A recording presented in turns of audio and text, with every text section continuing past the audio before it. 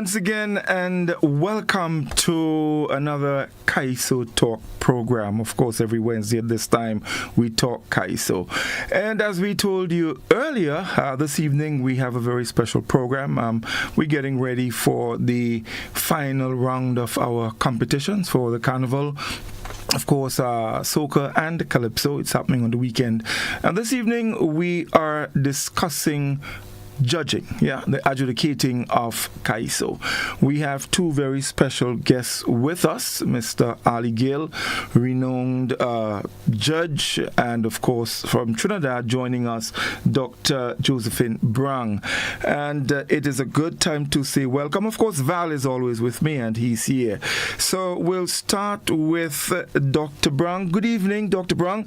It is a pleasure to have you. Welcome. Good afternoon, good evening. Yes, thank you very much. It's nice to link up at Grenada again. All right, that's a real pleasure. And of course, Mr. Arley Gill, no stranger. Good evening, my bro. How are you doing?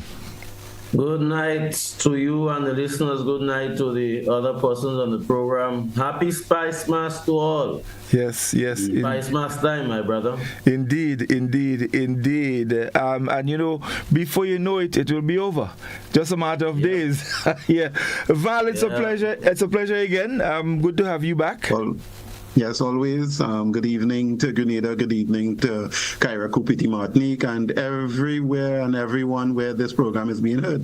Yes, indeed. I want to get started right away because time goes by really fast, and this is very, very important. In fact, so much so that we did a news story in our evening news this evening about the program, just letting people know that it's going to be on so they can listen and have a better understanding of what happens on the night of competition.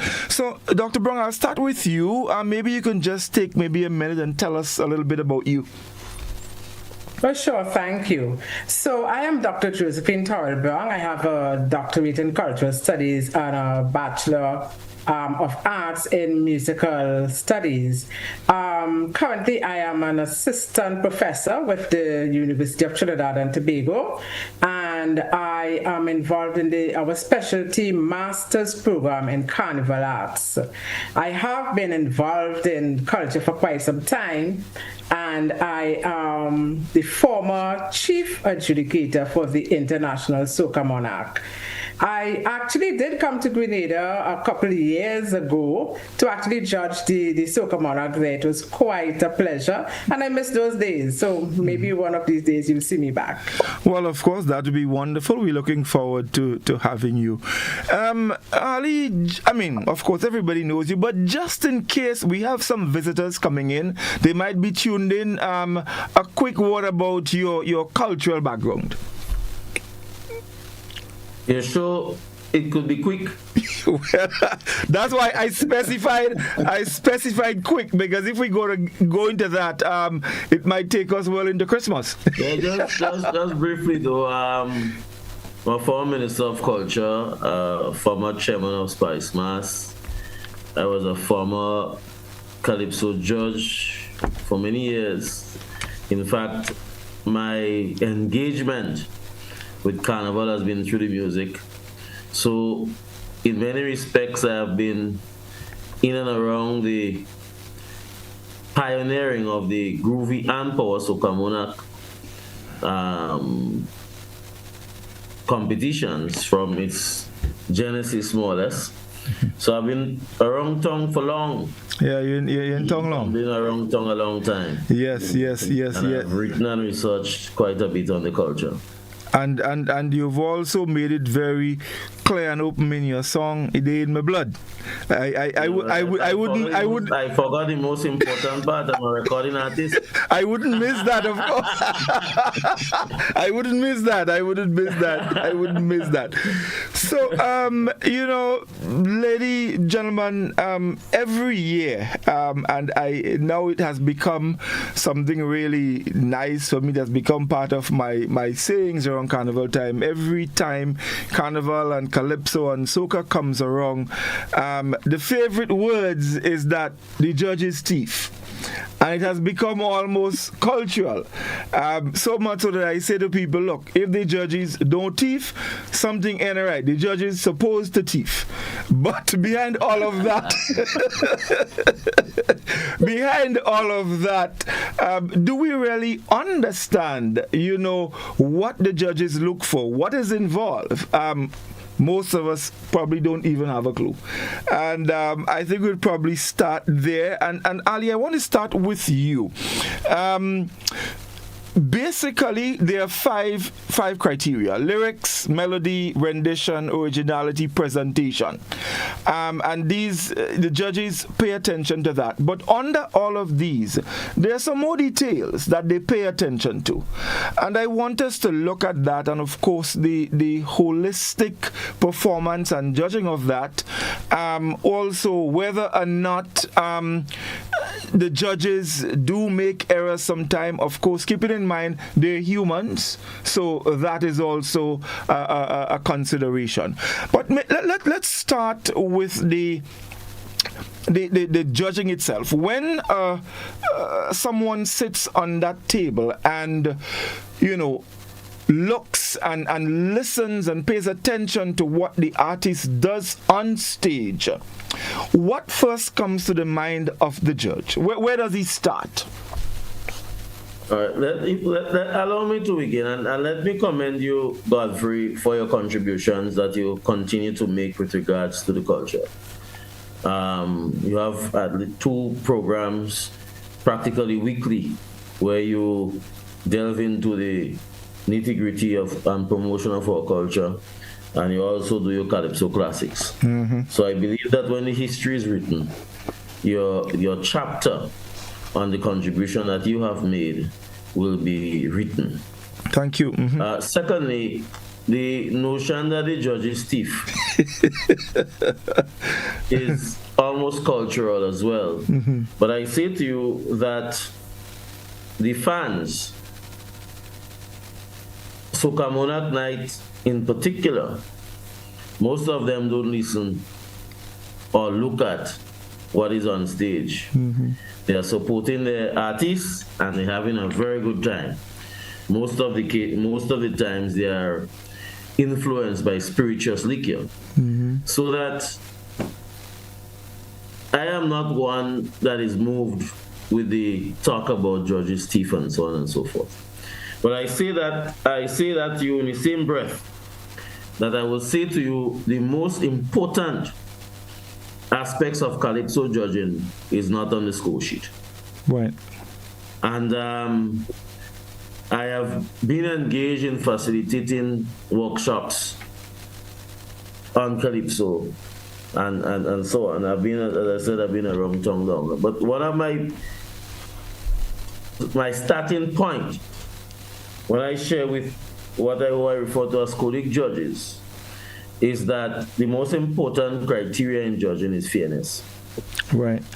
You see, you need to have a Calypso judge, need to have the quality of a judicial officer in the courthouse. And any good judge, whether you're judging Calypso, Queen Show, you're judging persons that come before you in the criminal or the civil court, whenever you are adjudicating, the most important principle in my respectful view is fairness. So that you cannot go into judging Calypsos on the Mardi Gras night or at any levels with preconceived notions and biases. And I have said and I've argued that before the run up to Calypso or Soca competitions, you hear persons saying this man is the favorite, that man is the favorite. And I say to Calypso judges, you don't get carried away with that. That's none of your business. Because, the radio announcers, the DJs, they have their favorites and they don't care and they shouldn't care, frankly. Support who they want. Because at the end of the day, they are not the ones that are adjudicating. But the judges themselves must do their utmost to keep out the noise. Because what they need to judge is the performances on the night of competition. So that fairness, in my respectful view, is arguably the most important quality of a good Calypso judge. Now, the second most important aspect, before we even get into this criteria, Godfrey, is the application. Now, the judges, they have done seminars, workshops. Some of them are experienced. They have judged Calypsos over the years, so they have some experience. But I say to you, from my own experience as a Calypso judge, you now have to translate or transfer or interpret what you've learned, what is on the score sheet, to the performance on the stage and put it down on paper. That is a skill that comes over time with experience. Mm-hmm. Now, over the years, and this Calypso, the Calypso judges and Soca Monarch score sheets, they have subheadings: moderate, good, very good, excellent, in different columns.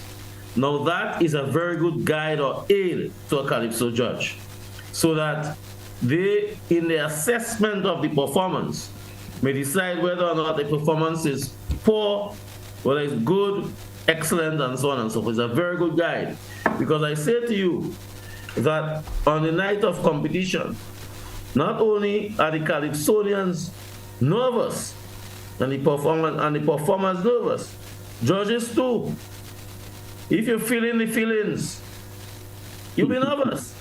Because you want to make the right decision. You want to be fair. Because I say to them all the time, what you do on the night of competition affects the individual artist's career. It affects their season, but it affects how their career in the long run. And also you impact the direction of the music. For years, for instance, we grew up in Grenada with the March Gras first round one slow song. Second round, a jumpy song to shake the place up. And everybody wanted to be in the old Queen's Park for the second round because that is round of action. Now, we then saw over time that you had one slow song in the first round and another slow song in the second round. And the judges were crowning persons who were doing this quote-unquote these slow songs in both rounds. Now, that is not a comment on the merit of the Calypsos, mind you. But I'm saying to you that if Calypsonians are not stupid, they are competitive beings.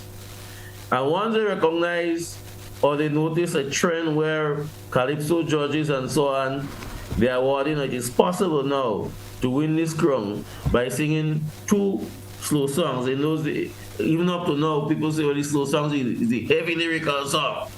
Yeah?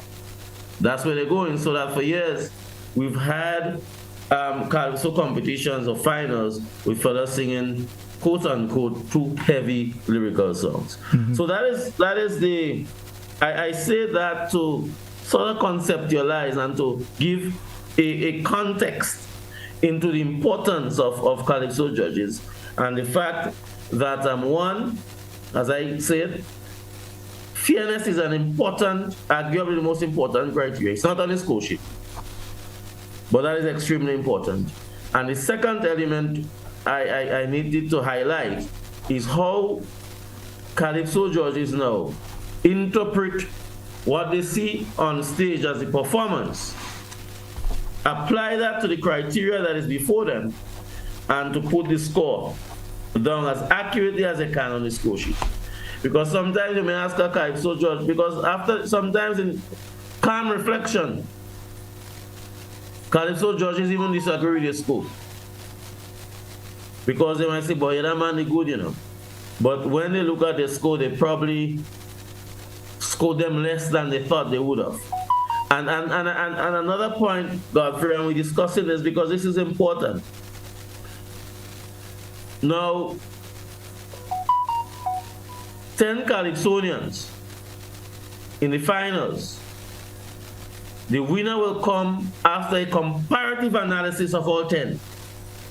So it does not mean that the man coming 10th is not good, you know. It just means that there were 9 better than him. Mm-hmm. And that is why you see from the get-go from performance number one, regardless of the crowd reaction and so on, the judges have to be on point, because you do not want to in any way prejudice Calypsonian competitor number one, because you leave in space for what might come better. If you start from this premise, then you will hurt, regrettably so, the Calypsonians or the competitors that comes earlier. So I make these points to introduce or to give a wide perspective or contextualize some of the considerations that ought to, a judge need to have when you judge a competition like that. I want to open with those remarks, Godfrey. Okay, thank you very much. Excellent. Dr. Brown, I know you listened to Arley intently. I saw some nods of approval as he spoke, so I would like you to come in now and add your comments and, whatever needs to be said as you open. Yes, thank you. I was nodding my head because I shared the very same sentiments as Mr. Gill. He spoke about cognitive bias. I mean, he didn't use that term, but he spoke about how judges can exercise bias. And we are all humans, and we know that that is a possibility. But as an adjudicator, you really have to put aside everything. And you cannot come with the preconceived notion that this is a big artist, so he has to come on top. You cannot even come with a song that is popular and say, oh, this is a big tune, and therefore that is the tune that's most popular in fets and will win. You have to judge it on its basis at that moment in time. So even though that song was doing well all the time, on that very same night, anything can happen that can negatively or positively impact the performance. And therefore, the adjudicator has to judge what they see and what they hear on stage at that point in time.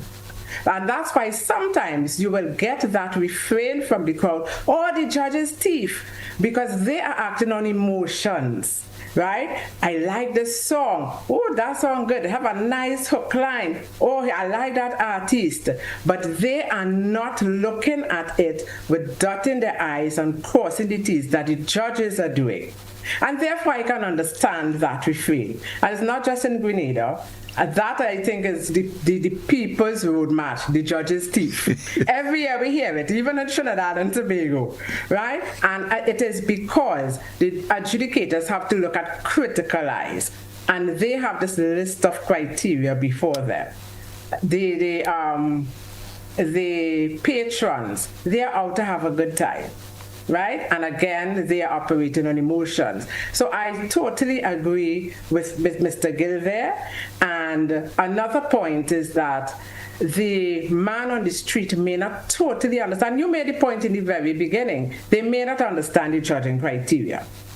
They may not understand when we are looking at melody, exactly what does that mean?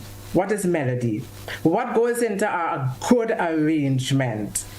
And how that impacts mood, presentation, because another thing persons get carried away with is presentation. Someone can come at an excellent presentation. They can have a cow jumping over the moon. They can come in a sports car on the stage, and that blows away their mind. They can come sailing through, jumping from a UFO, and that will blow a person's mind. And they will say, yes, he won, he's the one. But there is more than that. Presentation is just one part of the puzzle. So we have to carefully look at the pieces of the puzzle, and that is the job of the adjudicator, bearing in mind that you have to try your best to avoid that cognitive and other types of biases that may exist. Yeah, wonderful. Val, anything, excuse me, you want to jump in with before we get into the individual criteria? Well, I hear the big topics, one both from Ali Gill and Dr. Josephine, and that adjudication and adjudicators are about shaping cultural development and progress. And I think Ali alluded to, if you fail to do that, then you can really disrupt the artist movement and within the given year, and probably hamper them in a very critical way moving forward. So that judges are there to set those kinds of standards, and also bad judging impacts the artist negatively. But there is also the context in terms of how the work appeals to people. So that I wanna pose that you have a song, and I think, following music for many years, you find that there is this very simple song that somehow catches people's attention. The whole country is moving towards it, and moving with it, and it is in a competition. And it is probably up there. Maybe not be the number one song, or it could be, but when it comes to the competition, the judges place it low down. But the whole society is reveling behind it, so that I think in terms of judging, you have this cultural context, this ethos, and so on, and people are moving to it. This is what they like. But when it comes before the judges are saying, no, we don't like it, based on what our criteria and so on. So sometimes there seems to be the judges are a mix between what the culture and people are moving to in the present and criteria. So I think that the judges are always straddling that. So that is my take in terms of the big questions before us. The calypso, the soca, the groovy, that is moving people, but somehow when it comes to the judges, they don't see it as being relevant, so they mark it down. How do you deal with that, Ali and Josephine? Can you? Yes, go ahead, sorry. Val, can you just repeat the last part of your question? That the song is popular. People are moving and grooving to it. Maybe it has a lot of banal words or whatever, things like that, but that is what people like. And it is their almost number one song. But when it comes before the judges, they don't see it as that. So I'm saying that there seem to be some oddity between how the judges see things and what the culture is moving to. So that the culture in the present seems to like a particular work, but somehow the judges are saying, no, this work isn't valid. How do we deal with that going forward? Yes. Well, the thing is, as I mentioned before, the patrons have a role, adjudicators have their role, performers have their role, everyone has their role. We know what the performer's role is. They are there to entertain. But they have entered that entertainment into a competition arena. And once there's competition, there are judges or adjudicators. The patron's role is to enjoy what is being presented by the performers. Everyone has to stay in their lane according to the talk. So in terms of that bridge and that gap, I can understand there is a place for that in terms of crowd response. So how the patrons and the crowd are responding, and that's their favorite song, then that can be marked within that category, that criterion of crowd response. But the other criteria, the judges have to pay. We cannot say, well, the crowd like that, so therefore we have to go with that. Not in a competition. So they have to be very specific, look at the lyrics, look at the melody, look at the arrangement, analyze it, and assess it and give it a mark accordingly. If it comes out on top and it falls in line with what the patrons like, great. But if not, then that is what it is. And that's acceptable in a competition setting. Right, excellent. Yeah. Well, just before you come in, Dr. Brown gave you the correct and maybe academic answer. But let me tell you, what's the most popular song in Grenada now? You know? I wouldn't know. I wouldn't know. Most popular song in Grenada now is I feel like a callaloo leaf when the rain fall. Grease it. Like a dashing bush leaf when the rain fall. Grease it. That's the most popular song now. And that song only became more popular than the song that was most popular for the last 4 weeks, which was What the Donkey Day. So that Grenadians have a penchant for humor and so on. And Dr. Brown is correct, you know. It entertains, and all these songs have the dance moves now. The dance moves. And then the performer with the callaloo comes down with his water boots, with callaloo leaves, with a loose tie. It's a show that will be a blockbuster Hollywood hit on any given day. And it's the most popular song, but you don't even have a verse, you don't even have a chorus. What you have is a repetition of lines throughout. So that Dr. Brown is correct in terms of the entertainment value. At the same time, the judges have to knuckle down their head. And Dr. Brown spoke earlier on again, and that's another aspect that affects us here in Grenada, and I guess in Trinidad. You have the super popular Calypsonians, the Marshall Montanos, the Bungee Garden in Grenada. We have the Boise, we have the Dash, and so on. Super popular artists. But at the end of the day, the judges have to knuckle down to the songs and the performances rather than the artist's name. Very important, so that, you know, some Calypsonians have bigger fan clubs than others. So that when we used to judge the preliminary of the Soca Mona competitions long time, we used to go to different parishes for different stages with different preliminaries. And what we will find is that in terms of crowd response, you'll get Calypsonians making a bus of the supporters to come on the night of competition. And when that particular Calypsonian or soca artist come and we papa, place turn up. He could sing Mary Go to Tongue, the place turn up because he burst out the fans. So that on that point of crowd response, for the soca and groovy monarch is 10 points in Grenada. But I remember we had a lot of discussions when we were developing the marking scheme to say, boy, at some point in time, the judges need to assess whether it's genuine crowd response to the performance and song, or whether or not a man rent a crowd.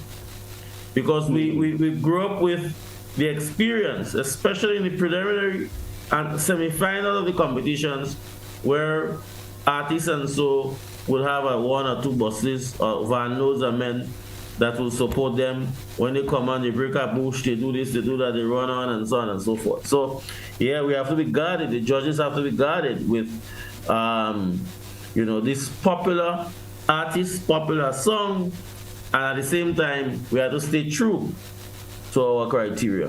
Otherwise, all hell break loose. Right. Great. So let's look at the criteria and what the judges look for, and we'll start at the top. Lyrics, and in a competition it carries a maximum of 30 points here in Grenada. I think Trinidad may be the same. Same thing. Right. So, Ali, we'll continue with you. Lyrics. 30 points max, and earlier you made the point that there is this little thing that when a man sings a slow song, he have big lyrics, he lyrics heavy compared to an upbeat song, and the same goes for maybe what we refer to as a political and social commentary. That is big lyric song. So when a man have a big lyric song, then you expect him to do very well. Let's talk about lyrics. What is lyrics, and when the judge is actually scoring that, what is he looking for? Right. So I would say that the rudiments of good lyrics will be theme and theme development.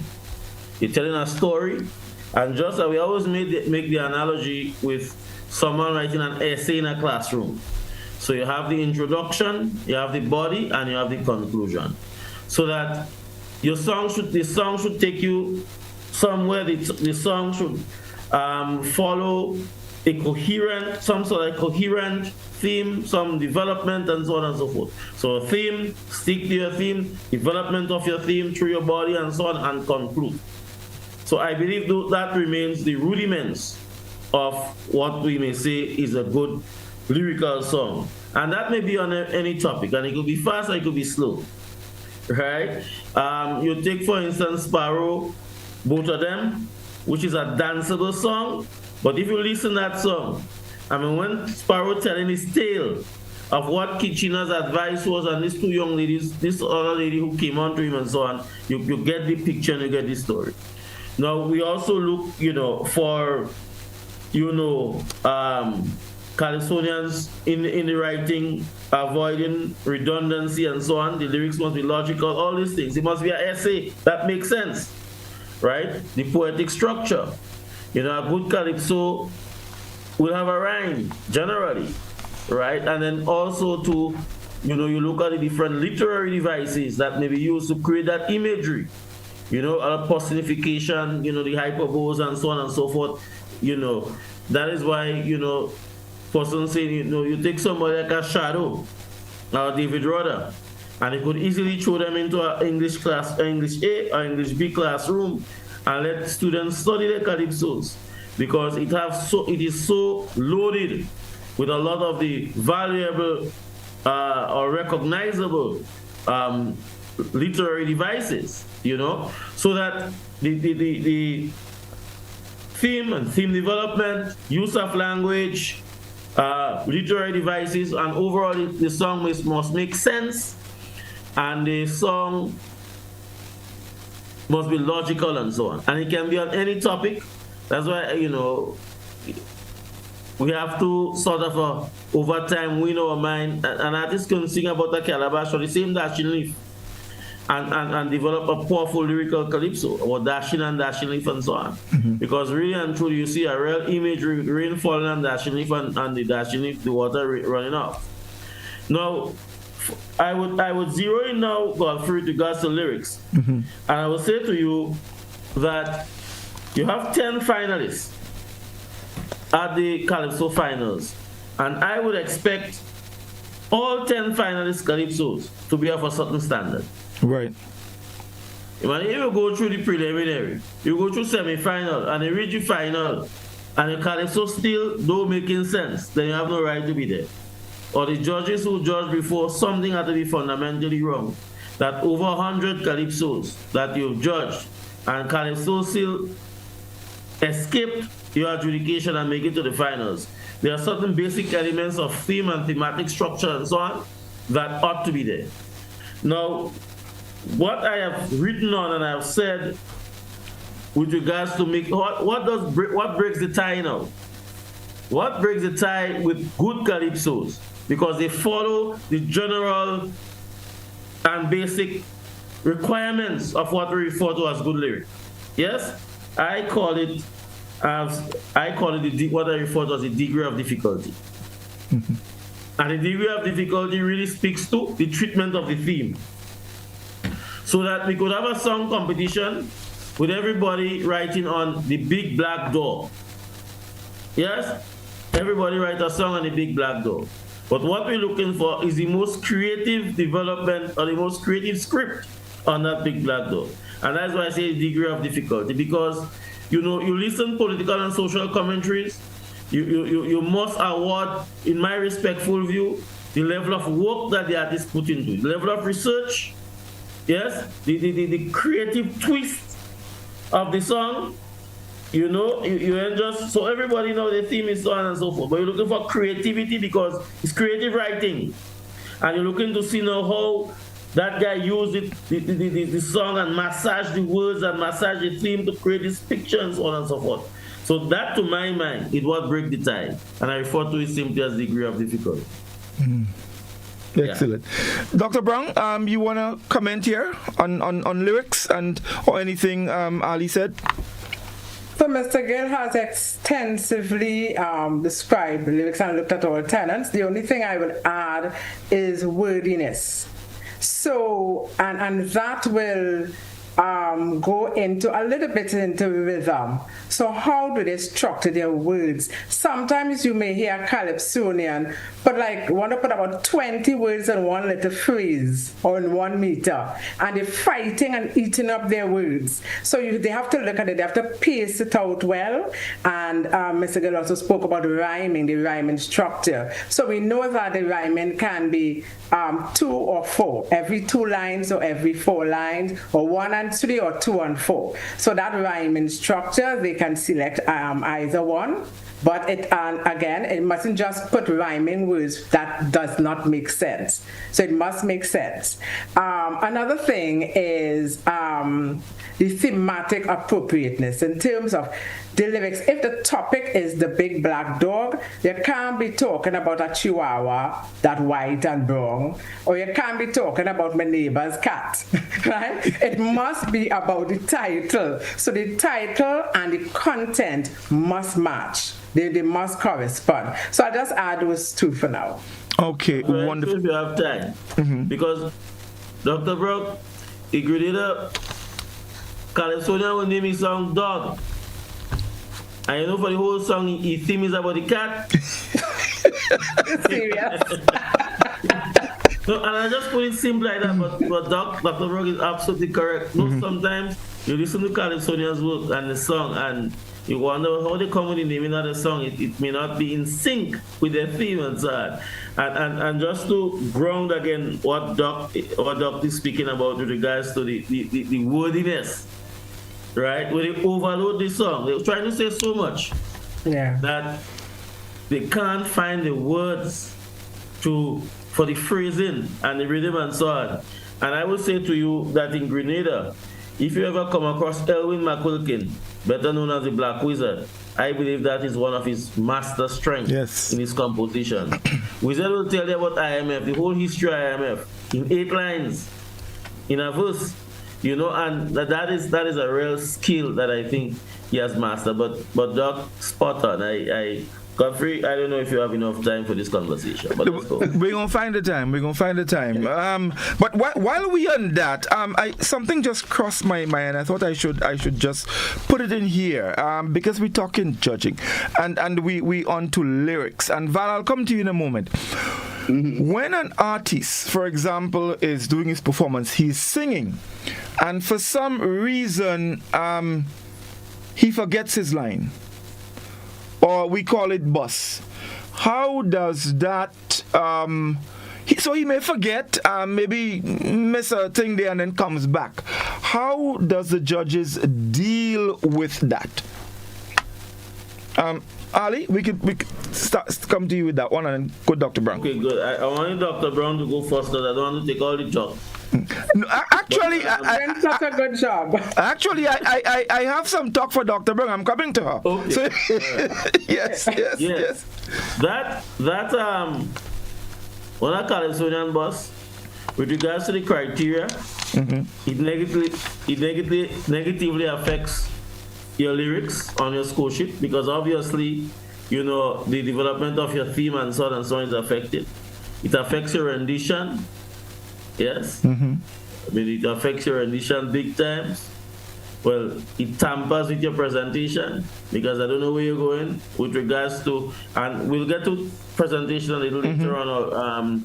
And Dr. Brown already made some salient points on that issue, and she laid the basis already for a discussion and presentation. So it affects different criteria, and it affects your melody too in terms of your timing. So sometimes even if you're in boss, you hear men mixing their timing, when to come into the verse and so on. And I say to you, you see, what happens here, like in Grenada, we use 7 judges. I am not a fan of using 7 judges, because I don't think we have a sufficiently huge pool of quality Calypso judges. So I've always said, but why would I use 5? But I am not the law, right? Because I believe that most judges you use is the bigger the margin of error there is, okay? I prefer use a small team, 5 quality judges. But the point I'm making is that, Godfrey, is that when you boss and a judge number 1 does not, and judging, everybody starts from 0. So he's not taking out points. It's failing to use how much you add. Everybody start from 0 and it's progressive. So we add in. Everybody start at 0. So when you boss and the one judge one does not give you your what otherwise you'd have get on the lyrics, what otherwise you would have get on the rendition and so on, and 5 or 7 judges do that, you could see that for one song you are losing or you are not getting 40, 50 marks across the board with the 4, 5 judges. Now, at the end of the night, when you take out high and low scores, it dramatically affects your performance. Because we go back to the point where you're in a competition with other competitors. That's right. So a man may be with a weaker song than you on the night, but he's flawless across the board with the 5 or 7 judges, which among you decide to use. You see, accumulatively across the board, 5 to 7 judges, giving him 2 and 3 points more than you. At the end of this night, he will trump you. But yes, bossing is fatal. I lived in Dominica for years, and Dominica is one of the islands that is still Calypso, is still the biggest show. They have no soca monarch and so on. I could tell you, when a man boss, he generally walks off the stage. The crowd sense it, and he knows it, and he look for an opportune time to walk out, because it can be fatal. Right. Dr. Brown? Yes, so bossing is a skill. That you must have a skill to overcome. Okay. Right? So that when a performer, you must know a great performer from an ordinary performer. So if someone makes a mistake on stage, they must be able to cleverly cover that up that the audience don't know. And not just a singer, a steel panist, someone who plays the steel pan and instrument. You must never see that expression on your face. You must never, oh gosh, what are you doing? So what that person has to do, they have to cover up. So it's either, if they forget their lyrics, you put the mic for the crowd to sing. Yeah, you know? Or you say, or they start to talk. How many people thing and who, whatever it is. So they can do that. Or they can come back in and repeat the verse before. Or the line before to cover up that. Now, if they don't do that and they leave that gap, and it shows through their body language, through their facial expression, everybody knows, including now the judges. Even if the audience doesn't pick it up, the judges will pick it up once they are trained musicians, right, and experienced. And therefore, they will lose some marks for that.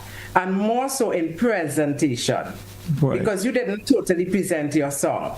Right? And the presentation, I know we will come to that in a while, but how you command your performance, how you command your stage. And if you didn't take control of that by covering up that cleverly, then you're definitely going to lose some points. Right. Val, jump in. Yeah. So we on the topic of lyric, and we all know that Calypso started and has a lyric bias. You know, big lyrics. And people like the big topics and so on. Ali mentioned Wizards, IMF, and so on. So the big topics supposed to score highly. But it is a music competition. It's Calypso. It's about music. And so there has to be a marrying of the lyric with melody and music and so on. But Calypso has remained, Ali gave a definition in terms of thematic development and so on, very literary, essay-like. But that is not a song, you know? So that the Calypso, in a way, masquerades as a song, but we judge it as if it's a poem, as if it's an essay. And I think that we have to start to look at judging Calypso as a music form rather than a literary essay form. And I would stop there. Right. Ali or Dr. Brown, you want to comment on that? No, I would just say to Val quickly that we discuss lyrics, we're stripping the Calypso now. So it's like stripping a car, we take no different parts. So we just take out the lyrical component. But a Calypso is nothing without music. And that is why melody is equal mark on the score sheet with lyrics, 30 points each. And I have argued and I've written that the Calypso competition is essentially a song competition. Because, and my argument is so because lyrics 30, melody 30, originality is 15, rendition 15. So that 75% alone come from the song. So rendition and presentation now is the performance aspect. But remarkably, 75% of your performance is song-based and lyrics and melody. Now, good Calypso to a melody man. If that wasn't the case, well, I would have won some crown. I can't seem to save my life. No, melodies, and when we go into melody with it, but melody, you have the musical accompaniment, and I heard Dr. Brown spoke earlier with the arrangement and so on. Listen, I listen old Calypso just hear instrumentation, because the new quote-unquote build device, build rhythm kind of thing on the computer that they do these days is a completely different quality from what we knew in the 80s and 90s and so on, where when you listen to an arrangement, you hear any guitar, or you hear any drums, and you hear any bass and so on. So, yeah. Right. So before Dr. Brown comes in, I just want to chime in with a practical example. 1974, Trinidad and Tobago. The Marsh Gras, Sparrow. We passed that stage.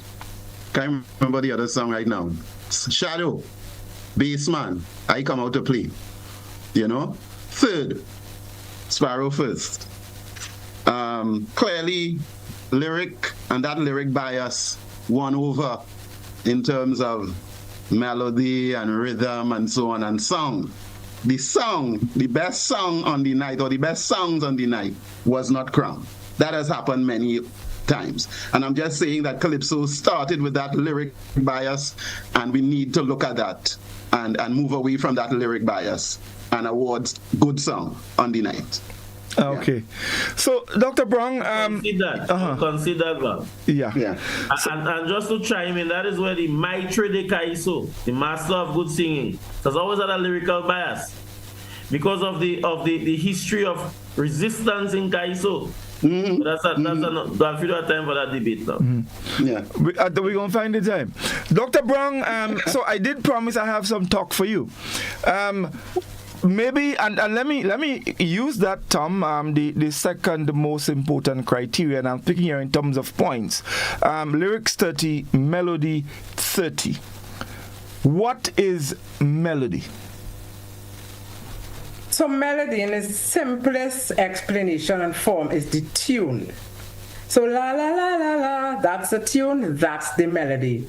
Mary had a little lamb, that's a melody, right? The melody is made up of a series of pitches, and these pitches can go in different directions. The pitches can go upward, they can go downward, high, low, they can stay static on the line. When you put these series of pitches together, then you get a melody. And those pitches, depending on the shape of them, creates the contour. So then you get a melodic contour. What do we look for in terms of judging melody? You may ask. First of all, but we do look at the appropriateness to the theme. So if you're singing, let's say, a love song, and it's going wild and crazy and a very high BPM, then that's not too appropriate for being romantic. right? Then you look at phrasing, and we mentioned that before when I spoke about the wordiness. So how does that melody, how is it broken up in phrases, in phrasing? And I just spoke about the shape of the contour, the melodic contour. Is it a nice wavy shape, or is it static or boring? You can also look at the range.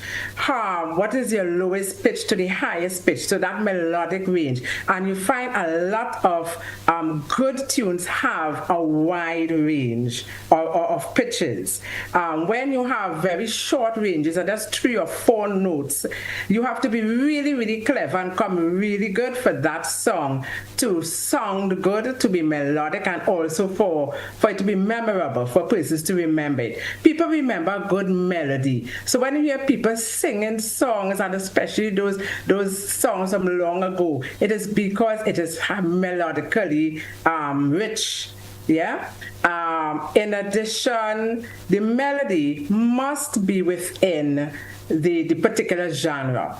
So if it's a calypso, you must have a melody that fits within that calypso genre, or a soca, or a rap-so, or whatever. So they must have that matching of the genres. In addition, especially for calypso and soca, when you have a good hook line, and the hook line is like a repeated melodic phrase that persons can sing along to. They may not remember the rest of the song, but they remember that hook line. And that hook line is what it forms an earworm. An earworm is a piece of music that keeps stuck in your ears. You heard it. Have you ever been driving, let's say driving down the road to home or wherever, and you heard a song on the radio, and whole day you're singing that song over and over? And that is an earworm, and that is because it has a good hook. It actually hooked you, and it hooked your mental capacity, it hooked your emotion, it hooked the effectiveness, and that is what contributes to persons liking a song more, remembering it and singing it and wanting to hear it over and over. So those are some of the elements of melody. Right. Dr. Brown, music and melody, is there a distinction? Yes. Music is made up of different parts. Mm-hmm. So music is made up of melody. It's made up of, and these are what you call the structural elements. So the structural elements are rhythm and melody. With rhythm and melody, you can have a song. But then there are what we call expressive elements that add to the music. So when you add dynamics, which is change in volume, loud and soft, when you add tempo and variety or pace of music, how fast or how slow, etc., those and timbre, instrumentation, all of those expressive elements, all those elements put together is what comprise music. So music is a combination of those elements. But melody is only one element of music. Oh, so melody is an element of music. Correct. Right. Because I believe this is one of the areas where many people are confused. So you listen to some instruments sounding nice, and then they think that's the melody. But it's a little more than that, yes? Yes. So let's look at it as, I don't know if Grenada is familiar with pilau. Do you know about pilau in Grenada? But we invent make the best pilau in Grenada. Dr. Brown, pilau in Grenada. Dr. Brown, we invent pilau, you know, Trina just borrow it. So let me just nice.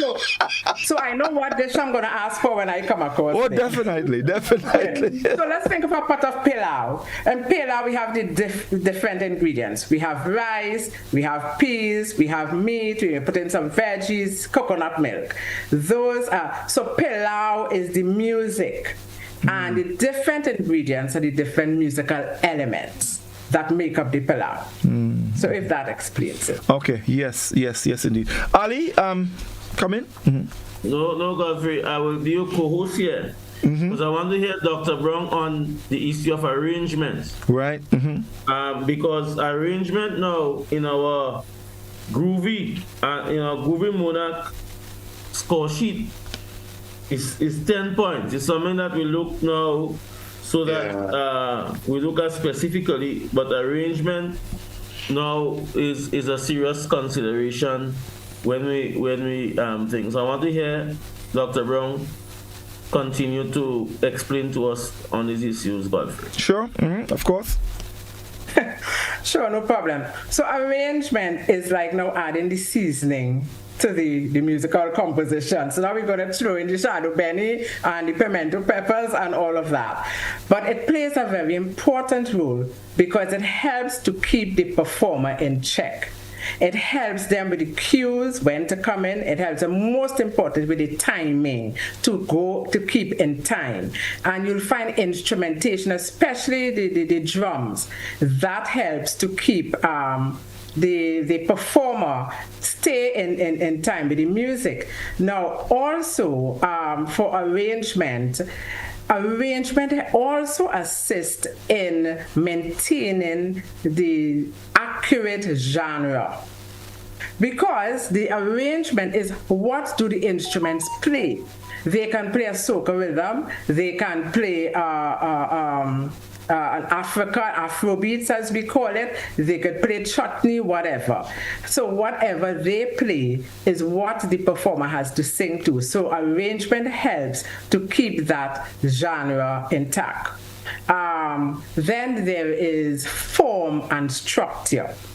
And every genre of music has its peculiar form or structure. The form or structure is how the verses are arranged, chorus arranged, whether there is a bridge, whether there is whether it's binary, have two parts, an A-B part, whether there's three parts, A-B-C, etc. So let me bring it down to the layman's language.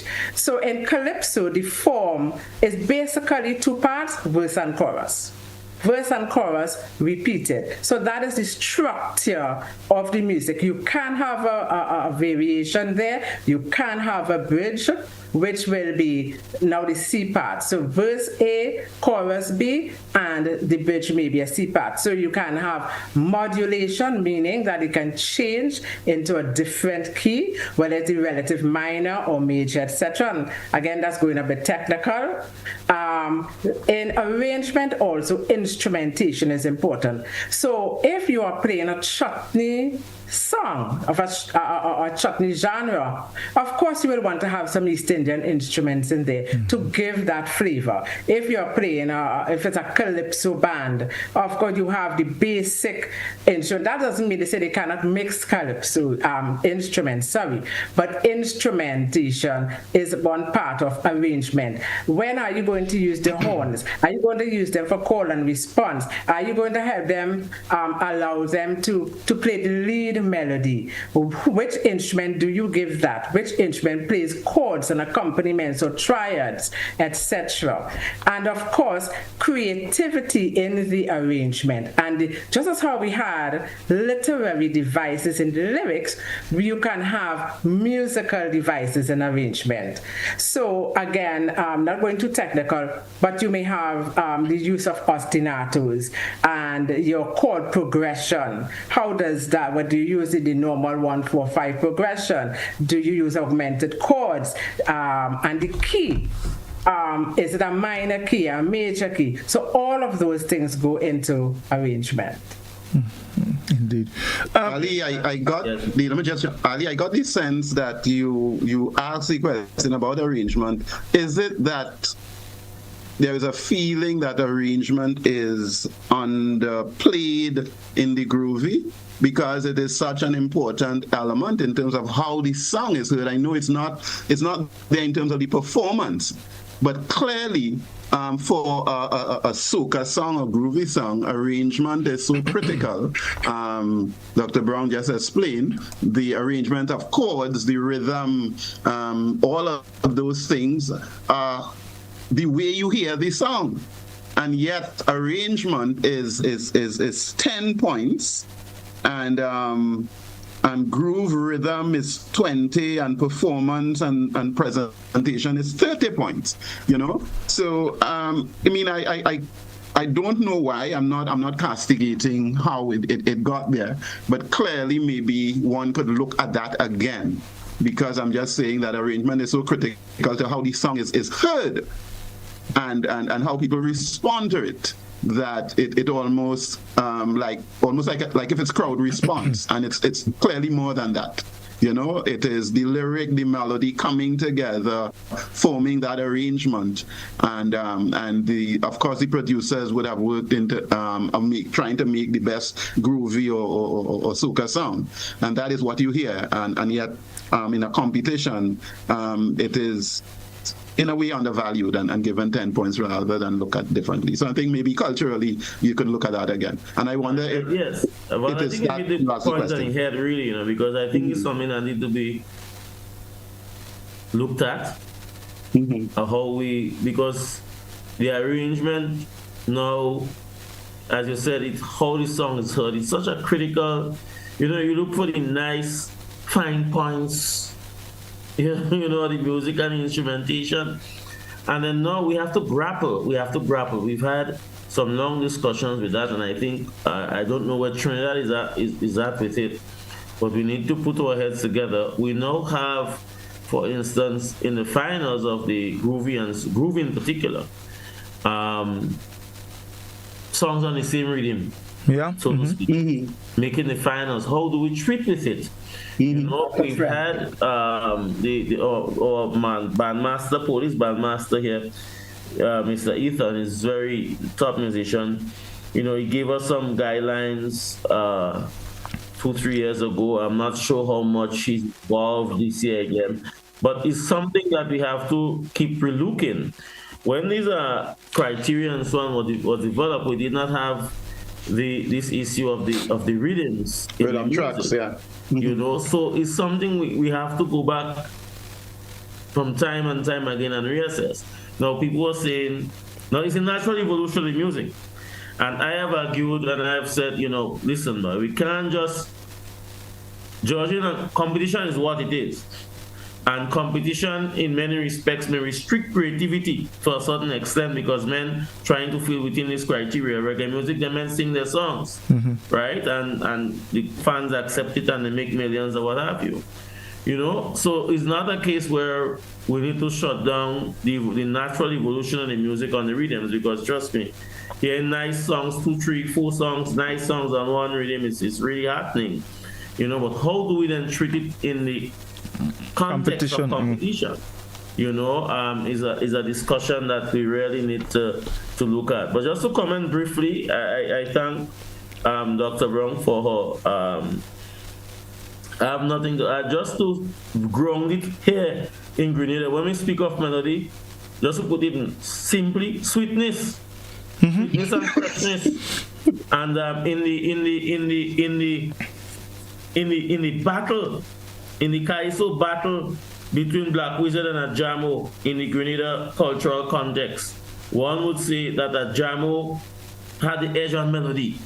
So we see Wizo as the lyrical master, and we see Ajamo as the melody master. It doesn't mean that they do not have good lyrics and vice versa, but you listen Jamo because as a musician, he gives you all these melodies, everything, yes. Want you not to want to sit down. And I have my bias this year too. There is a particular Calypsonian that has beautiful melodies. I'm not certain if I'm hearing him called by the public and so on, but I love his melodies in both of his songs in competition this year. But I want to say nothing for people to say, come on Godfrey program and say what's happening. So I will say mute. You want me to say it? But no. Fresh. Last thing you want is a boring song. Exactly. Or a song from the time it starts to the time it ends flat. Yeah. So Doc, what I just say, those when you're looking at television and you look at the monitors in the hospital and you see the highs and lows and so on. Yes. So the melodies are alive. But when you see a flat line, you know the melody dead. That's one way of looking at it. No. No. And Dr. Brown made a point just now, and it's so true, because I remembered Arley a couple of years ago, same Black Wizard, he had a song, I think the name of the song was Bonanza, where he was making reference to the Trinidad Prime Minister. Prime Minister now, she was prior. A statement was made in regards to Trinidad being the teller for the Caribbean. ATM. Yeah. And Black Wizard did a song on that, and he had infused the chutney, a little chutney music in there, and it was interesting. And when I left the semi-final in Grenville, there was a group of guys behind me, and they were talking, and one of them was saying, "Man, Wizard disappointed, man. He had no melody, And I smiled, and I realized he really did not understand that connection between melody and lyrics. And I just wanted either of you, Dr. Brown or Arley, to just maybe speak a little, maybe a minute or two, on the importance of connecting the melody and the lyrics to ensure you get that flow. Dr. Brown? All right. It is important, and I think Val would have spoken about that before. They mesh. Because having lyrics without melody is like spoken word. It's poetry. Once you add melody to it, then it becomes a tune, right? The lyric, the melody, as I mentioned before, helps to convey mood. So if you're talking about festivity and happiness and so on, your melody must match that. And therefore you will find you have quicker, shorter rhythms. So you use a lot of semi-quavers and that kind of thing. If you want to convey maybe a different mood of maybe sadness or mellow or that kind of thing, you will use different kinds of notations. You may use maybe semi-breves or crotchets or what have you, depending on the particular rhythm you want. But also the pitches, how high and how low those pitches are, that also contributes to convey mood and to convey message. So if the message is a happy, festive one, that definitely will be impacted by the rhythm as well as the pitches and movement and contour. So it definitely is a relationship there. Okay, right. Lovely. I will drop in here, Godfrey. So when Wizard was using some Indian instrumentation in that song, but that's the brilliance of it, because exactly in the non-Trinidad society, there was when Prime Minister Bisesa made that point, there was a racial overtone, you know. Yes. There was a racial overtone. People felt, you know, coming after the heels of Patrick Manning, that really was a champion for the Eastern Caribbean countries. Uncle Patrick, I call him. May God bless his soul. Blessed memory. That's a man who came in after Hurricane Ivan in Grenada and do what he had to do to help us. And then you have a Prime Minister coming and say, we no longer the ATM. And she's Indian Prime Minister and so on. It carried over a racial overtone. So it was brilliant now to put in that little, put in the Indian music, flavor chutney, and light and so on, without saying so. That's why I talk about the great difficulty. Now, years ago, one of the brilliant songs that was written by Finley Jeffrey, the scholar, was a song called Green Card. Yes. Where he and Jamo went toe-to-toe. But what scholar did with that song was to use what I referred to as a Jamo type melody to bring out that song. He sang it as if a Jamo was singing it. That was like a trick in the song, sort of, so Calypsonians, you can use their melodies to telling effect. Jump outside of the zone to carry a message or to give an undertone and so on. It's real craft. It's real craft. So and that's why I speak of sometimes degree of difficulty. Sometimes it's the undertone, the underlying things that a man really, No, yeah. But I would just like to go back, if I may, to what you had said about the conversation you heard outside when the guy said he was disappointed and so on. And that is another example of the ordinary man not understanding the musical concepts and the elements of what they mean.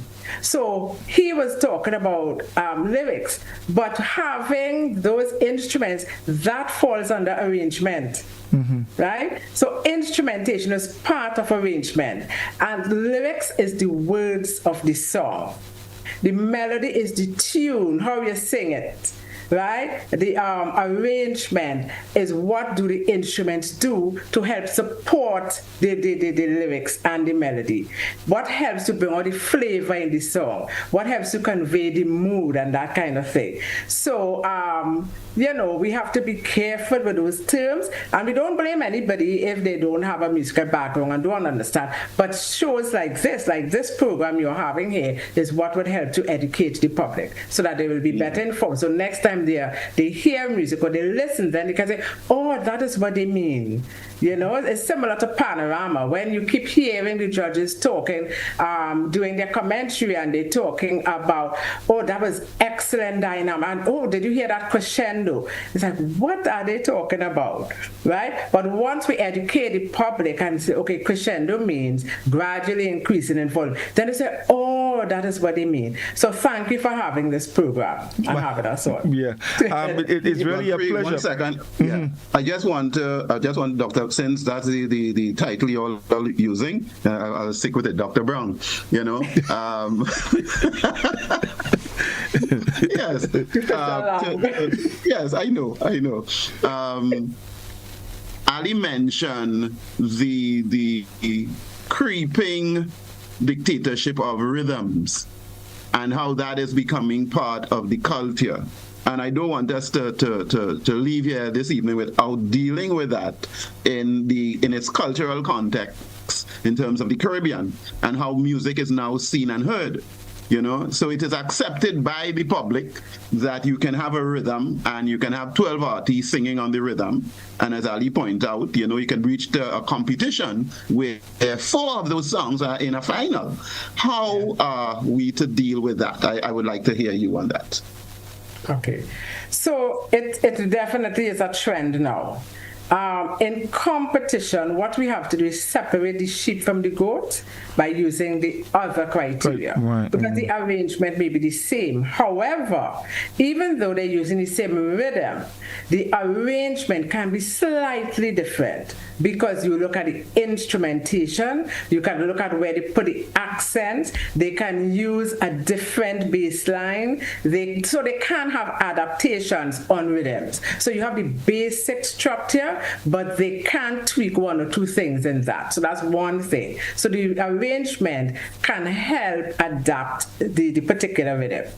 Then you look now, you have to focus more now on the melody and the lyrics. And of course, if it's a performance, on their rendition and presentation. So that's where you separate the sheep from the goat. Because if everybody has the same rhythm, if everybody has the same arrangement, then that's a given. And if it is applied the same for everybody, then everybody has to get 10 points. So you can't have the same rhythm, the same way, and one get 10 and one get 9 and so on for arrangement. Everyone has to get the same point. So where we are, what will make the difference now in terms of separating the sheep from the goat are the other elements, the other criteria: lyrics, melody, rendition, presentation. Right, wonderful. Yeah. Dr. Brown, I'm staying with you. Rendition. So we have some nice lyrics, well developed, put together, nice storyline, excellent melody, nice music to go along with that, and then that Calypsonian now has to render. Let us say Arley is going to render that Calypso. Let's talk about what is expected of him. Rendition.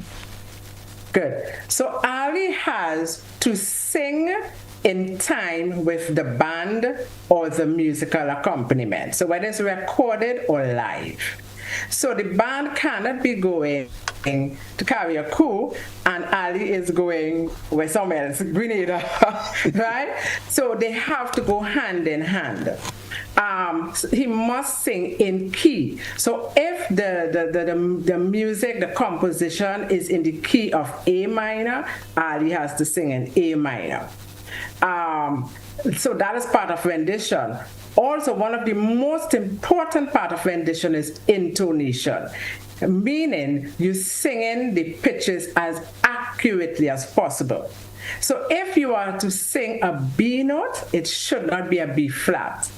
So if you're supposed to sing la, he cannot sing la. That is intonation. So when you sing inaccurate pitches or accurate pitches, that's intonation. How well he pitches, how well he hits the target. And of course, there is clarity of diction. So the judges and the audience need to hear what you're saying. They need to understand what you're saying. So his diction must be clear. We must hear every single word well. And diction has a formula, which I call P-E-A.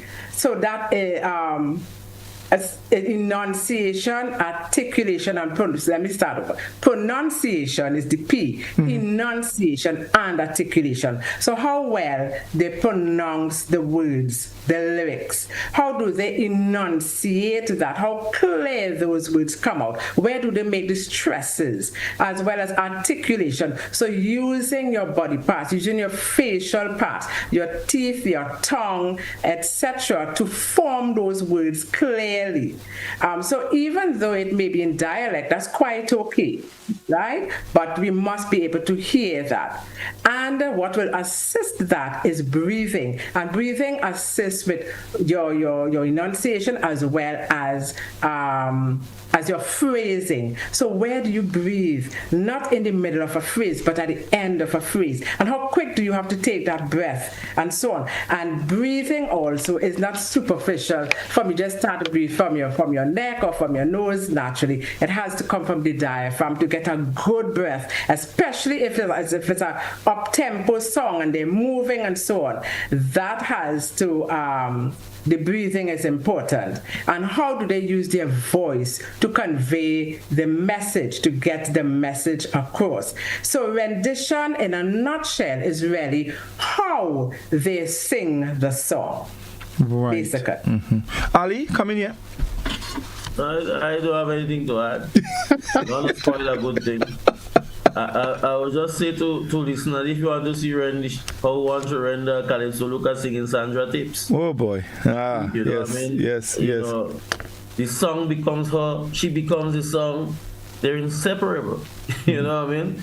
But no, I would not add anything from what Dr. Brown has just assisted us with. All right. I would just chip in, Ali, in terms of, let's say, bringing, and it happened before. I remember a scholar mentioned that, I think in 2007, you bring judges from outside, you bring judges from Trinidad to judge Grenada's Dimanche Gras, right?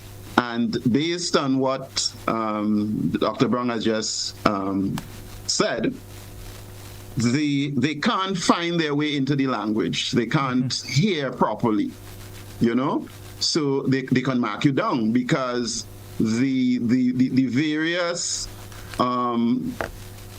regional accents can floor them, right? So in terms of rendition, it is really about getting judges, having judges who are immersed in the culture, who can hear every note and phrase that the artist is delivering and give it its due. If the judges cannot interpret properly what they're hearing, then of course it would affect the rendition, even if the rendition is good. But the judges are not part of the cultural context. So I'm saying that judges have to also understand the cultural context in which the work is given. No, and that will affect lyrics as well. Caribbean, in Grenada and Trinidad, you know, Grenada colonized half of Trinidad. Yeah. By population.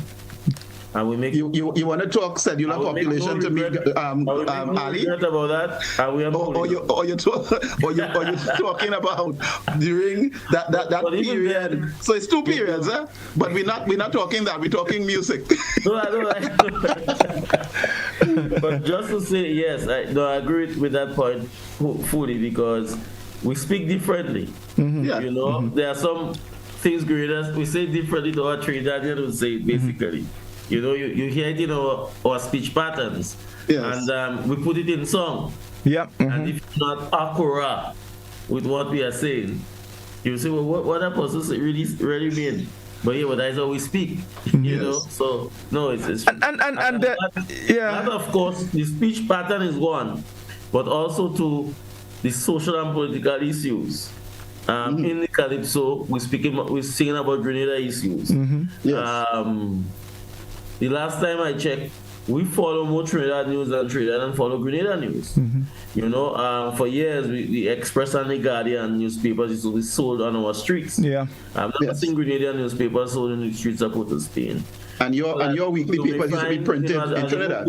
The more bigger and dominant society, for instance, we follow even the Trinidad politics.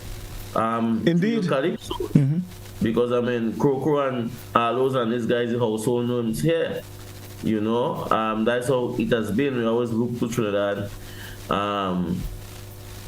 for around Carnival time, Calypso time, and so on. Yeah. But we can't say the same. So that one, the speech pattern, but also to the topics, you know, the social and political issues. You have to be accurate with these issues if you want to fairly judge Calypsos. No, definitely.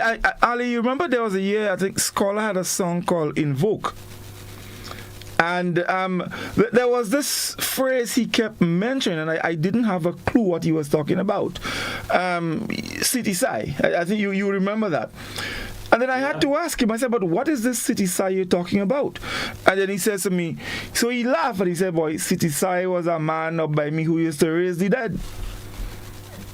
No, I mean, exactly. I remember Inspector them singing. We had a thing here where Inspector singing a whole song and a man walking in the cemetery, drumming in the cemetery, and so on. Yeah. These realities. Yeah. You know? No, of course. Even in Grenada, our speech patterns are different because, to a little extent, when you hear somebody say, "I go in yonder," you know, St. Patrick's, that person come from. You know, indeed, and the speech pattern of persons in Goa, for instance, is different from that of St. George's. So it is. It's present. Yeah. So Ali, I would stay with you, and let's look at originality. It carries a maximum of 15 points. Let's talk originality. And originality goes, in my respectful view, for both. Well, one, it addresses the issue of plagiarism. Straight off the bat. In other words, the persons cannot sing a man song wholesale from the lyrical side of it or the melody. You can't teach a man melody and put word on it and say words in it and then go in competition and expect to score full marks. So the issue of originality is set up to deal with the issue of plagiarism. Right? So that is one aspect of it. But it goes with the concept, the treatment of the topic. And that's why I spoke about earlier on with regards to degree of difficulty. Some years ago, for instance, we had Squeezy and Skylark singing about the broth. Yeah. Right? They play on the word Prime Minister Braffit, they had the broth and so on. Those two songs came out in the same year. You know? But their treatment and so on, it was really an interesting, completely different, yes. On the broth. So that originality, one, plagiarism, it deals with that, but also it deals with the treatment of the topic. Now, having said that, for instance, a subject like love is a subject not new to Calypso. It's not something that no one has ever sung, you know what I mean? Every year there's a love song. But when Sugar Aloes did that song, no one loved me. And he gave that story and so on and so forth. Man, there was that freshness and there is that intrigue about that subject, love, and she gives you family story and history and so on and so forth. You understand me? So somebody could sing about love, but how you treat it, how you deal with it. So that sometimes I even listen to the radio and I hear DJs and so on talking about, okay, that person sing on that. No, it's not just because somebody sang on a topic before that makes somebody sing on it now, not original. Right. You know? But originality does not only impact lyrics, but it also impacts melody. So that the judges, I always argue with judges that you cannot be a seasonal lover of Calypso to be a good Calypso judge. Don't come and listen Calypsos in June, July, and August in Grenada. Because if you do that, a good Calypso judge must know Calypso. You must have a good knowledge of Calypso. I'm sorry, but you have to. Because you see, Calypsos are sung right throughout the region. And if you're not sharp, a guy taking a song here in a Kaiso tent in Antigua, that song, the Calypso judge in Antigua miss it, he never made it big, and come and drop it in Grenada and mash up the place, right? But thank God for YouTube and things these days. them things are surface, so Calypsonians really can't try that easily. Again, but Calypso judges need to listen to Calypsos, not just from Grenada. See what's happening in St. Lucia, see what's happening in Dominica. We always follow. In the early days, I used to go to Trinidad just for the Kaiso, just a weekend just for Calypso tents. You go to the tents and listen to Calypsos, because not all the time the big songs, a lot of big songs or great songs stay in the tent. Yeah. You know? So that the Calypso judges need to appreciate that their work, you must have a love and a real passion for this thing, because to appreciate the originality of songs, you need to know songs. But I just want to make the point, Godfrey, that in terms of assessing originality, 1, lyrics, and 2, melody. And it is there now as an instrument to deal with the issue of plagiarism, but it goes on to look at how creative and so on the artist is with his melody and with his lyrics. Right. Excellent. Excellent. So on, you know. Yeah. Dr. Brown, your comments on originality? Yeah, I would add topic as well.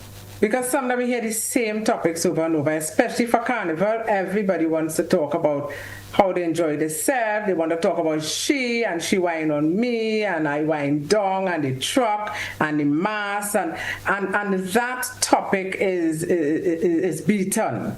So if someone comes with a different topic, something fresh, something outside the box, I think that can also contribute to originality. And I will add as well, originality in arrangement. That year, when Bunji Garling sang Differentology, that was an appropriate title, because it definitely was different. He used Spanish guitar rhythms that this guy, Orange Sky, did, and so on. And that added a different flavor, different element. It maintained the soca genre, but again, the arrangement, the instrumentation he used, the different rhythms in there. And now we're seeing people using Afro beats and so on. So originality can come in all the aspects of music, from the topic to the lyrics, to the arrangement, to the melody, and even the slant that they take, how they use their literary devices. Somebody may come and have a serious topic talking about politics, but they add a little bit of comedy to it. So they use sarcasm or puns and that kind of thing, and that will add some originality to it. So I think originality can come in any one of the criteria. Okay, wonderful. Just to give you a joke, Godfrey, and the same issue, Dr. Brown speak about the topic. Dr. Brown, I have decided I don't want to be a Calypsonian again, because half of them soca artists in Grenada for the past 2-3 years been singing about how people fight them down. Yes. Every year. I don't want to be a Calypsonian for somebody to fight me down. In Grenada, the Calypsonians are the most fight down set of people, and they have a second topic now. they getting horn. So to avoid getting horn, and for people to fight me down, I decided I'm not singing Calypso anymore. So I retired. I was singing 2 songs. I haven't sung more. So Arley, as you mentioned that, there was a year, actually myself and Scholar was talking about the same thing.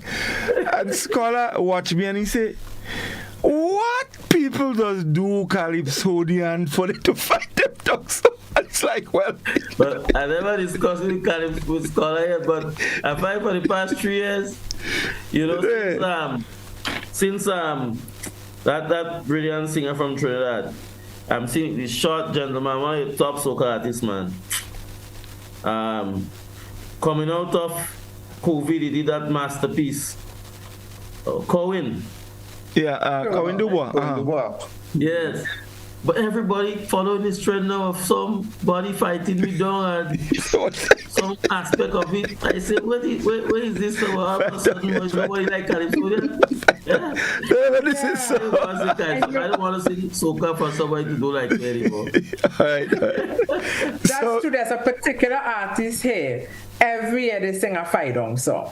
Mm-hmm. Somebody always fighting them. Yeah. And then again, also in the chutney genre, is either they sing about rum or they sing about horn. 2 popular topics, rum and horn. So when somebody comes and sing a chutney soca with a different, they say, finally, something refreshing and original. Yes, indeed. So finally, presentation, and I have a few questions about it, but Dr. Brown, we'll start with you. Presentation. When we speak of presentation, now we see a lot of things happening, props and drama and skits and all of that on stage now. Explain to us presentation. Okay, so let me reel back a little bit to rendition. So, this falls under performance. Performance is broken up into 2 parts. 1, what you hear, and 2, what you see. So we spoke about what you hear, which was the rendition. But presentation is what you see, the visual. Mm-hmm. How does the performer, the artist, present the song? So it starts with, as they walk out on stage, the presentation starts. How do they come out? What do they say? Their style, whether they walk, they skip, they jump, they do a somersault, all of that is in presentation. And then you look at what the person wears, their costuming. Is that costume, does it have anything to do with the theme? Is it appropriate? Is it not? I remember a year down here, and you all will know who it is, somebody come and sang in their boxers. Right? Mm-hmm. That was their costume. That's presentation. Now the ladies liked it because he had the moves to go with it, mm-hmm. right? But you look at that. Also, and a big one is use of stage. Mm-hmm. Now I know this can be controversial. Why? Because they say how the artists use the stage. You go to the left, you connect with your audience there, you connect with the audience on the right and the center, etc. But then when you look at Calypsonian Shadow, there we go. Yes. Right? But he had a style, and that style went with his entire persona, mm-hmm. right? Of Shadow, he was dressed in black, he had his hat, he had his cloak, whatever it is, but he stood there, and he would probably just raise his heel and give a little bump sometimes, or move from left to right. And that is who Shadow is. And therefore, the judge has to understand that. So it's not just, well, they didn't use the stage. Right? That depends on the persona. Because that is a character that is being portrayed there in the form of Shadow or whoever else. Then, what props, what aids do you use to help convey the message? Right? So the use of props. So whether it is signs, and now we are going digital. Everybody now coming with a screen. Everybody showing something on a screen, mm-hmm. or PowerPoint presentation or a video. And I remember someone, and you all probably know who is, a couple of years ago, we sat in the stadium for the finals of Soca Monarch and watched somebody on screen came from a plane, ran down the way, all the way down past La Perouse Cemetery, straight to the stadium and then come on stage. And that took up a whole, 5 minutes, right, of their performance time. And so we had to watch that entire video. And persons, the artists need to be careful with that. You want to have something that's impactful, but if it lags too much, if it drags, it could cause people to lose interest. And also you have to watch your time because you have a limited time, right? So use of props, use of stage, communication to the audience. So you cannot be singing and looking down at the stage or so. So there is also a trick in that. You pick a particular point or a person or persons and you look at if you have nerves. But if you're comfortable in your skin and you have experience and so on, you could, communicate with anybody. And some artists now, they talk to the audience. And nothing is wrong with that. The question is, how much of it do you do? Because you may have some who talk half the song, and that does not mean that's good communication. You can have non-verbal communication using your facial expression, your body language, as well as you may have verbal communication, which should be limited. Because after all, it is a singing competition. That is a music competition. And the last thing I will add is entertainment value.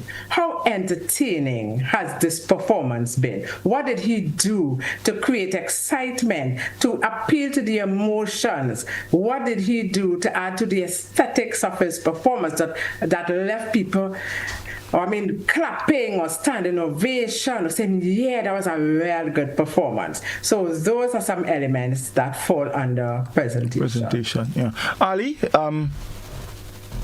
Yeah. I will just take off from where Dr. Brown laid us to, and to comment briefly on the videos. We've seen the proliferation of that. It must be short and impactful. And then it must not be used to explain the song. If you have a video before the song to explain what I'm going to hear, then you're defeating the purpose of me listening to the song. So, we have to be very careful now with the videos. And if they're too lengthy, I go to the bar. Right. And when you start to sing, I'll come back. So that we have to be very smart with what we do in terms of the videos.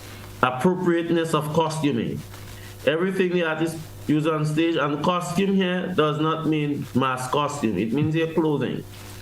I saw in one of the performances this year, it's gone already, so I can sing about it. A particular Calypso had a camouflage outfit, right? But this song had nothing to do with militancy, military army, or anything like that. And I said to myself that the appropriateness of costume was off, and so that you have to know what you're putting on to go on stage to depict what you want to see. Yes. And if you come and bring on a car, a truck on stage, that really does not add to your song. It's more distraction. It doesn't bring anything. So that appropriateness of your prop and your supporting actors, actresses are extremely important to the story that you tell. And don't because if you have a big budget, hire a car, a truck, and bring on stage and so on and so forth. I say to persons, if you want to see what presentation is about, there's an old Grenadian Calypsonian called the Singing MC. Called the Singing MC. Go look at his tapes. That man sing a song called Bahi Bahuba. Or when he was making Cutting Blood Pudding, brilliant imagery. He alone can portray song. Ali, only last night I was looking at that video. Well, I didn't know that. I was in your house. But no, Singing MC was a master.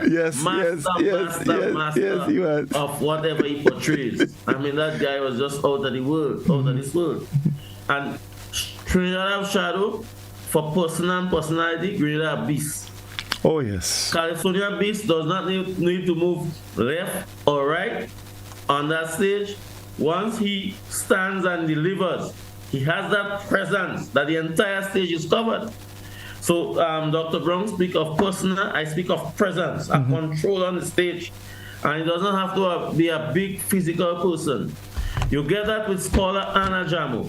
They're not the biggest in stature, right? But you get this sense that they own the stage. You know, I mean, you don't have to come in front of you to sing. It's like they're in your face.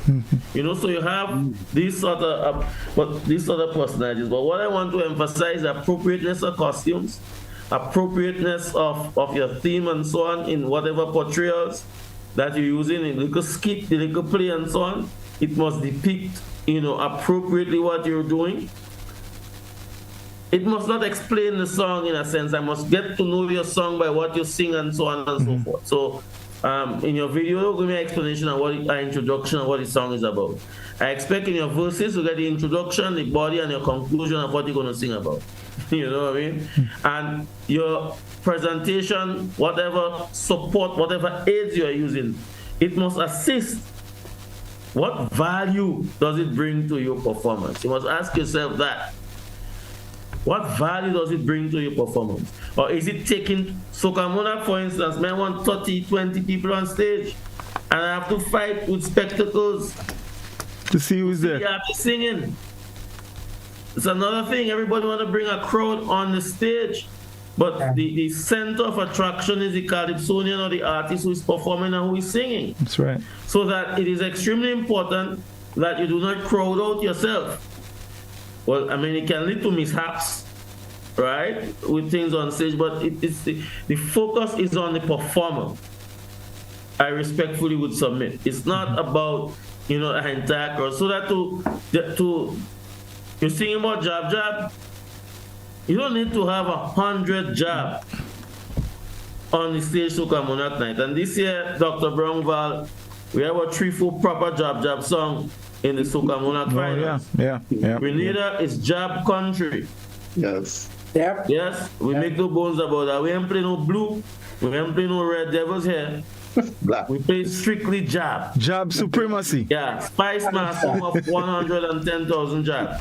And by the rate is growing, I say by next year we'll have 1 million jab. I agree. Right. I agree. Right? I agree. But the point I'm making is that in doing your portrayals, you don't need to have the greatest, because I know I listen to the artists and they complain. SMC say we bring 10, bring 15 people, 10 passes they're giving us. Yes, because you don't need the entire population on the stage to make your portrayal effective. Be smart. Sometimes less is more. Yeah. Yes. Sometimes less is more. Oh, definitely. It's how effective you use it. It's how effective when you use it. Things, but, yes, and to use it to enhance your performance. And I would say to Calypsonians, stop listening to the crowd. All your fans have an advice as to what to do for you to do on the night. All your fans, they want the best for you, admittedly, and they have a little advice. But if you listen to 50 different persons and you try to do what 50 different persons tell you to do, with problems. Pure confusion. Yes, indeed. So, it's something I can share with the artists if they're listening to us or their management teams, because I was there before. As Val was pointing out, I managed artists and so on in the past and you know, for competition. So I know the stress and the strain to deliver, to win for yourself and for your fans. But you have to sometimes step back in the quiet retreat and think purposefully of what you're going to wear. Your costume is extremely important. For instance, I saw one of the soca artists with an outfit in the semi-final of the Soca Monarch night. And I pray to God you have a better one for Soca Monarch finals, because my God, that semi-final outfit was excellent, was appropriate, was storming. And you know, that's the other thing. You don't want to be overdoing it in the early stages of your competition and then come Soca Monarch night, you really run out of ideas. Yeah. It's a lot. It's a lot. Yes, indeed. Val, anything you want to add in before we take our final comments? I'm looking at your time. I am just happy that we had both Arley and Dr. Brown on this evening, and I think that we, based on criteria, we have touched on everything. I hope that the audience out there and the artists were listening and they have gotten a mouthful. We can continue this topic at another time because we haven't exhausted everything to be said on it. I think that we are still, Ali mentioned the 7 panel as opposed to 5, as opposed to 3. That I think that it is so critical to have the best panel who understands culturally what is happening before them, and not just names that you can select who come really with a kind of blank sheet. They really do not have the kind of the deposits inside and so on to effectively judge. So that I think throughout the various regions, we are still looking to have the perfect combination of people sitting and judging, but discussions like these are definitely helpful. Yes, indeed.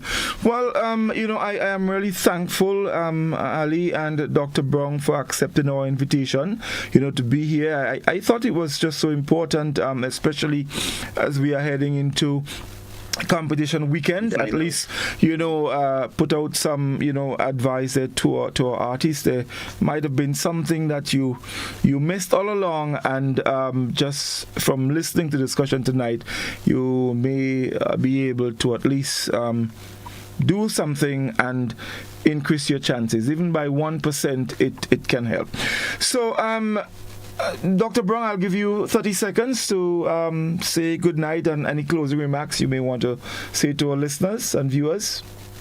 Yes. So thank you for having me here. I want to wish everyone the best, from performers to judges to organizers, everybody. Have a safe and great carnival in Grenada. For the artist, if you do not achieve your goal, just know that everyone can come first, but look at it as a learning opportunity. And as Ali said, retreat, think about it, and come back stronger next time. So thanks again for having me on the program. Thank you very much, Dr. Brown. Ali, your 30 seconds. I want to wish each and every one a safe and spice mass. All the competitors, I want to wish them all the best. May the best man win.